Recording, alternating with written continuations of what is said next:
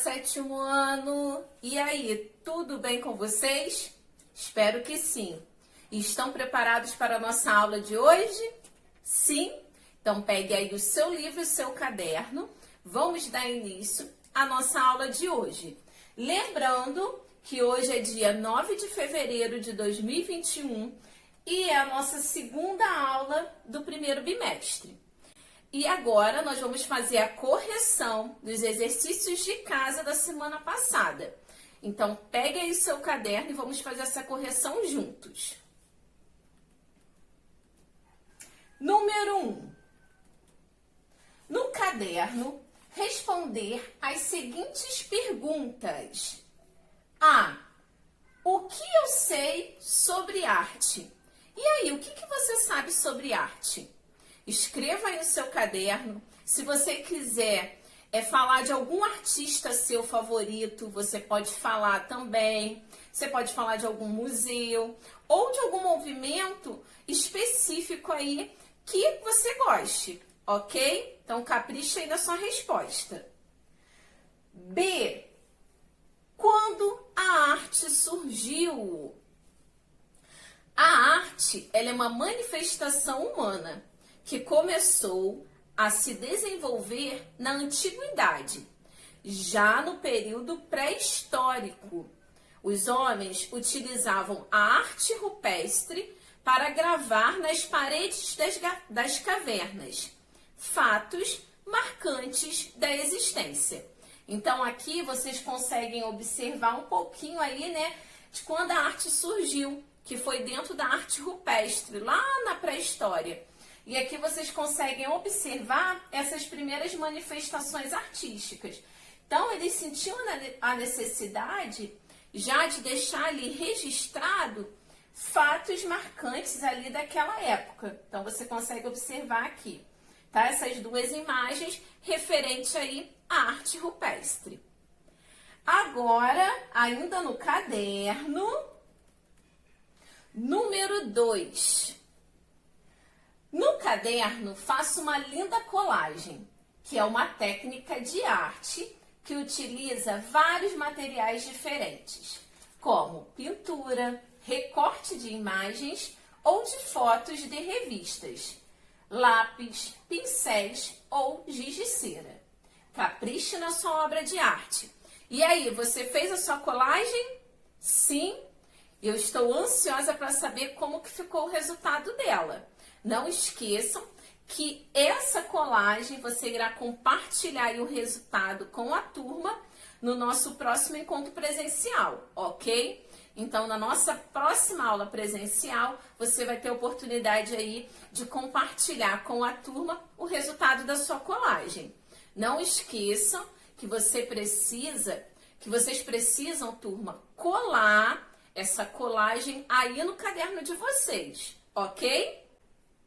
Agora, turma, que nós já fizemos aí a correção dos exercícios da aula passada, vamos agora dar início aos conteúdos da nossa aula de hoje.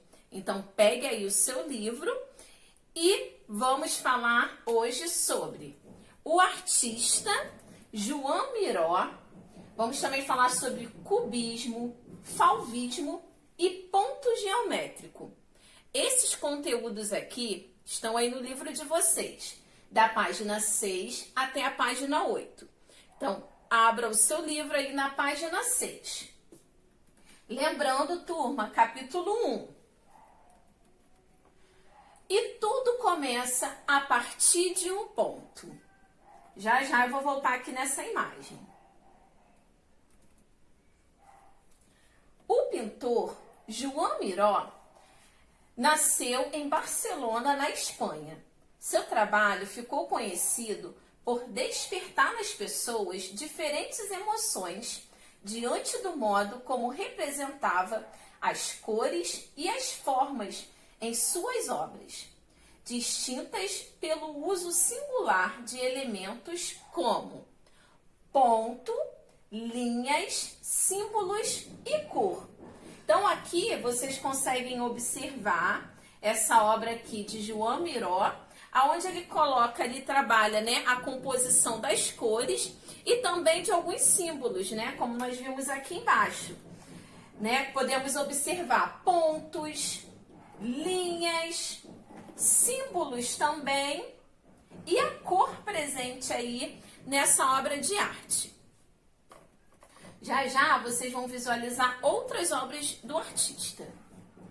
Ao longo da sua vida, Miró também realizou murais e esculturas e se consagrou como um dos artistas mais influentes do século XX. Embora sua arte tenha características muito marcantes da arte abstrata e do surrealismo, em suas produções contemporâneas, tendo referências cubistas e fauvistas. Ok, turma? Então vamos lá. O artista Miró, ele trabalha dentro da sua obra de arte vários movimentos artísticos. Então eu não posso falar que Miró, ele trabalha um único movimento. Não, ele trabalha alguns movimentos. Entre eles se destaca, olha aqui, ó, a arte abstrata, marquei no livro de vocês, o surrealismo e também o movimento cubista e fauvista. Então, João Miró, ele mistura um pouquinho, né, pega um pouquinho da característica de cada movimento e une aí dentro da sua obra de arte. Então, aqui vocês vão conseguir observar, aqui embaixo, algumas, né, de suas obras de arte. Então, você vê ali que a cor está presente. Miró, ele trabalha, né, com cores vivas e marcantes. E também, né, a presença de linhas, pontos e símbolos. Então, é a mistura aí, né, da arte abstrata, né, sem aquela forma figurativa, e também ele coloca elementos, né, que são considerados surreais. Então mistura um pouco ali do surrealismo também, brinca um pouquinho com a imaginação dentro das suas obras de arte. Então vamos observar mais algumas aqui embaixo.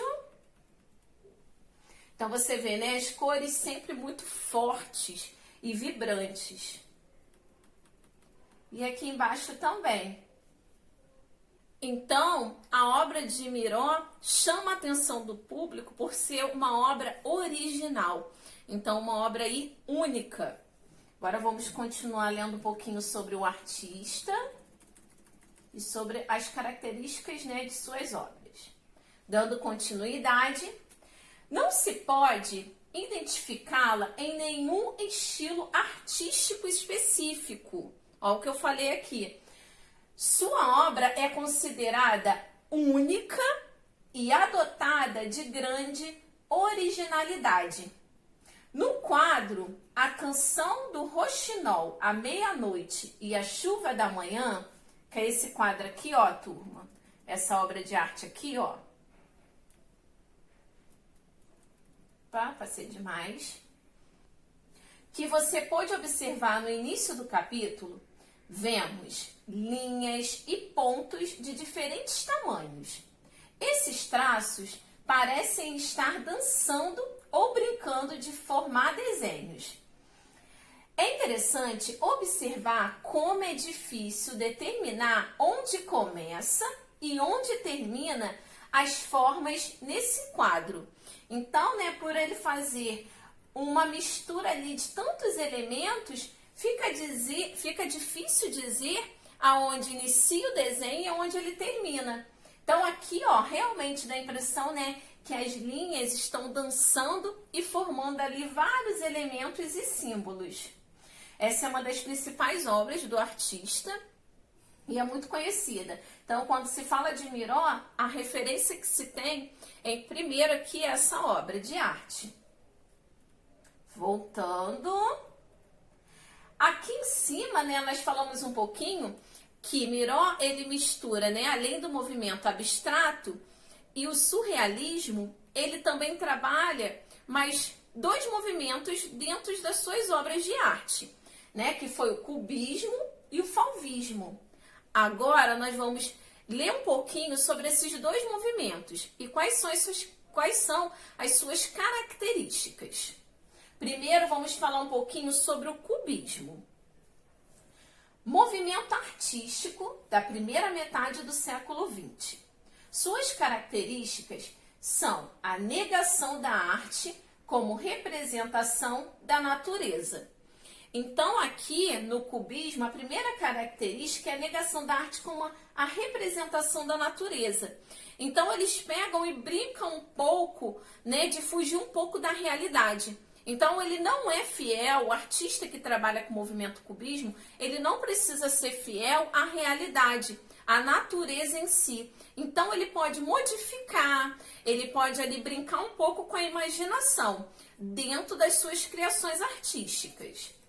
Outra característica é a representação das imagens, dos objetos, sem a utilização da tridimensionalidade, que é a obra conhecida como obra 3D, que tem altura, largura e profundidade. Então, dentro do movimento cubista, nós não vamos encontrar obras 3D, né? Aquela conhecida como obras tridimensionais. Apenas obras bidimensionais, que trabalham apenas com a largura e a altura. Seu grande representante foi Pablo Picasso. Então, é um dos artistas aí, né, que marca aí o movimento cubista. Agora, para vocês conseguirem entender um pouquinho melhor, primeiro vamos observar essa imagem aqui, né, que é um quadro, né, feito com todas as características do movimento cubista. Então, o cubismo visava promover a decomposição e a fragmentação das imagens a partir das formas geométricas. Então, vocês vão observar muito dentro, né, das obras com estilo cubismo, fragmentos e também formas geométricas. Então, aqui você já consegue observar, né, formas geométricas presentes, a cor também, né, bem presente. E, conforme eu falei, eles não precisam ser fiéis à realidade. Então, vocês vão observar melhor aqui, ó. Vou mostrar mais algumas imagens para vocês conseguirem entender um pouquinho melhor. Aqui, ó. Então, essas duas imagens são duas obras de artes, né, com as características do movimento cubista. Então, vocês conseguem ver, ó, formas geométricas presentes. E também, ó, a questão que não precisa ser fiel à realidade. Então, você consegue ver aqui, ó, que as expressões não são fiéis à realidade, né? Ele coloca ali, o artista coloca vários fragmentos.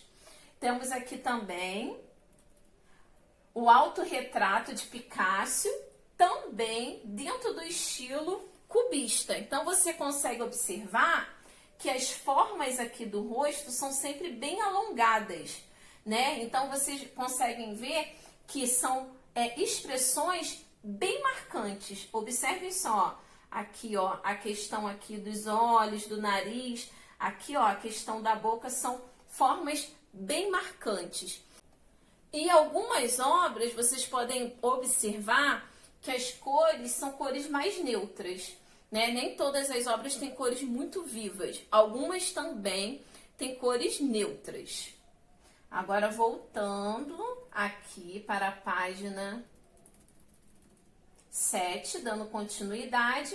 Agora, nós vamos falar um pouquinho sobre o fauvismo, movimento artístico da primeira metade do século XX, cujas características se apresentam nas formas simples e nas cores fortes e puras, sem a utilização de variação de intensidade e sem a representação fiel da realidade.